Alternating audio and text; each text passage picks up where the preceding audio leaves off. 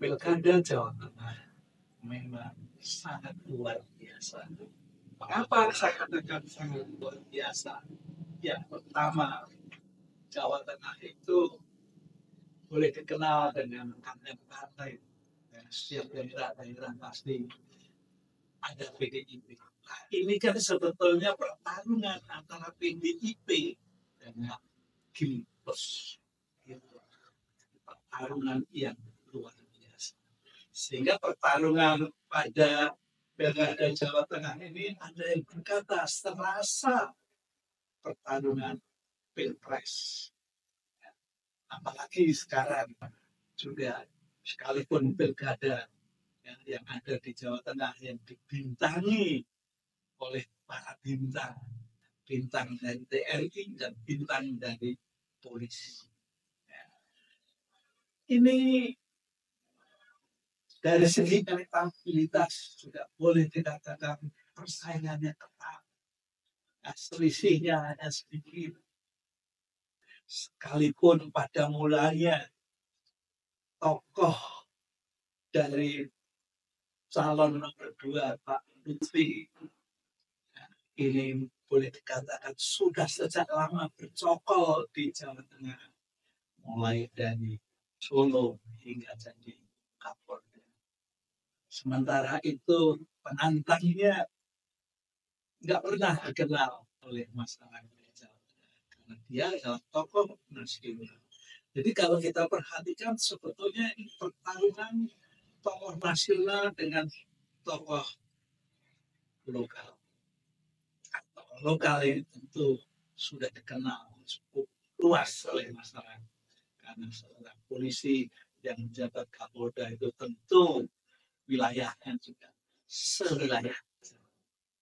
Tapi untuk calon nomor 1 sama sekali mungkin tidak hanya tahu jalan, tetapi karena sebuah tingkah, karena sebuah kemauan, karena sebuah rencana untuk menang, maka yang nasional ini, tokoh nasional mau tidak mau juga harus turun langsung ke setiap daerah, ke setiap kabupaten. Apalagi dalam pertarungan Pilkada Jawa Tengah ini, tokoh-tokoh yang boleh dikatakan sangat luar biasa. Ya. Kedua tokoh, baik itu tokoh presiden maupun tokoh ketua partai, turun ke bawah.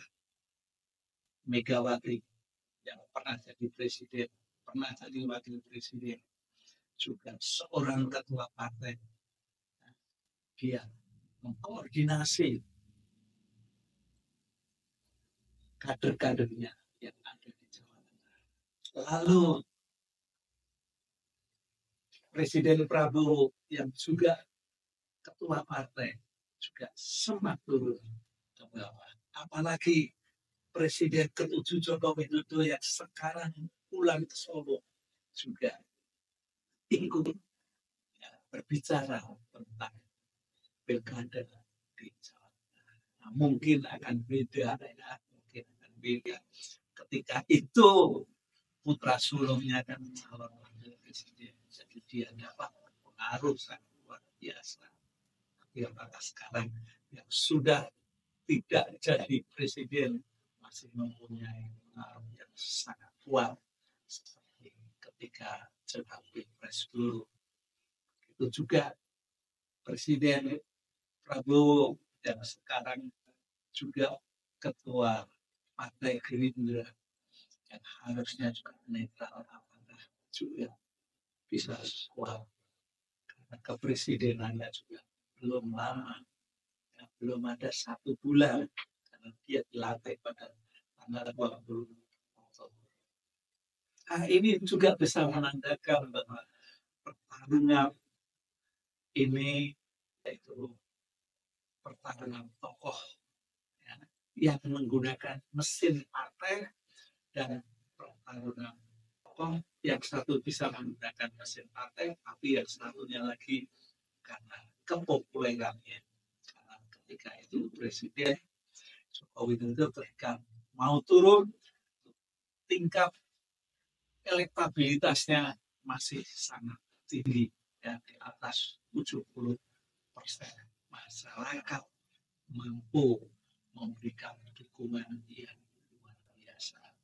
Oke, sampai di sini dulu.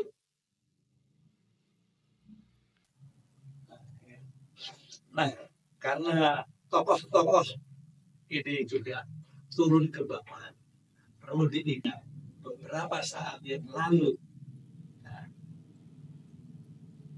Pilkada Jawa Tengah dari calon nomor 2 Lutfi mengunggah perbincangan, atau bukan perbincangan tetapi foto video ketika Pak Prabowo berbicara dan diambil oleh Pak Lutfi dan Pak Tatsiyas itu.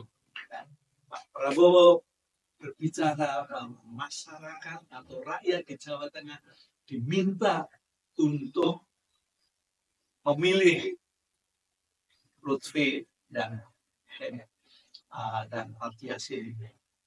Mengapa? Karena Lutfi dan Yasin ini dinilai dapat melakukan kesinambungan, kesinergian antara pemerintah pusat dengan pemerintah daerah di Jawa Tengah.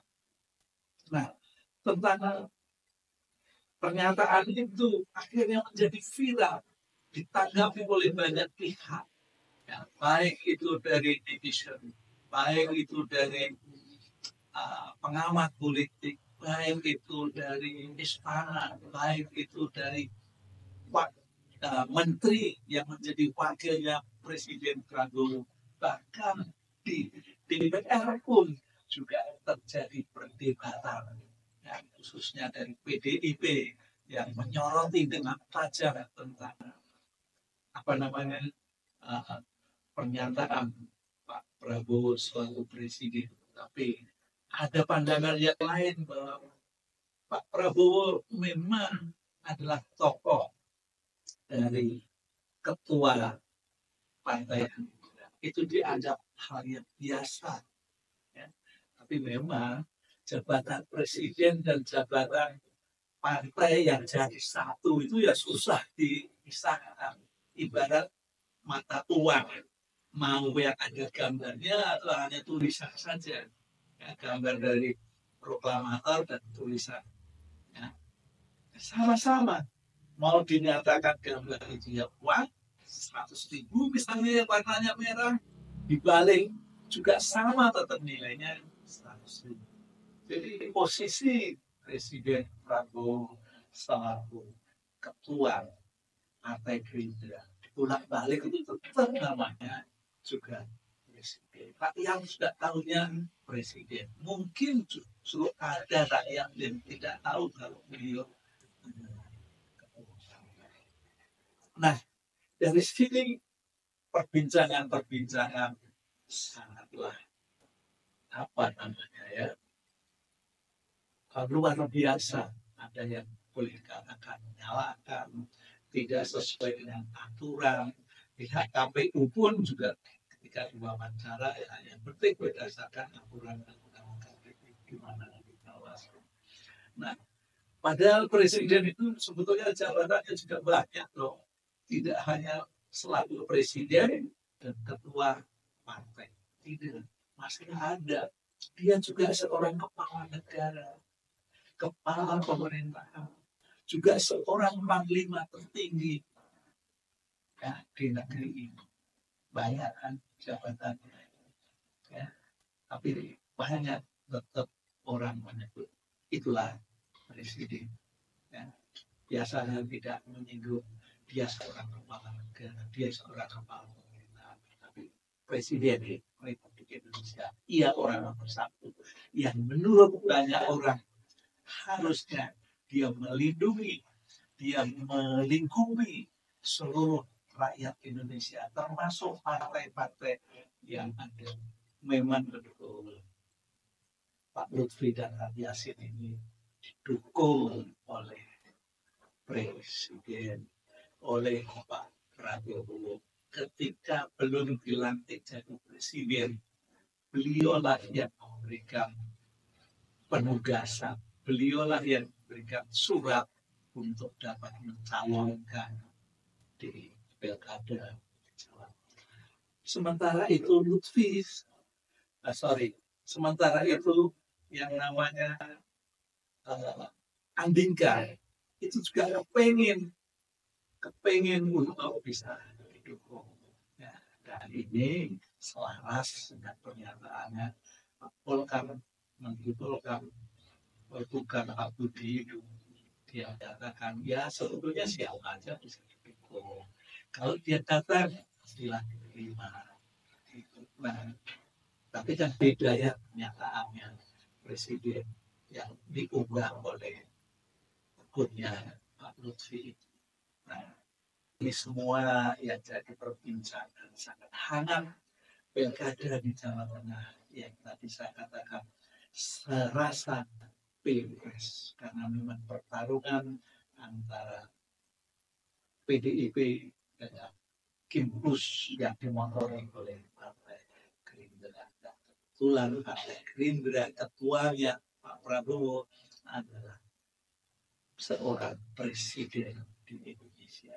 Oke, sampai di sini kita jumpa pada sesi yang lain. Bye-bye.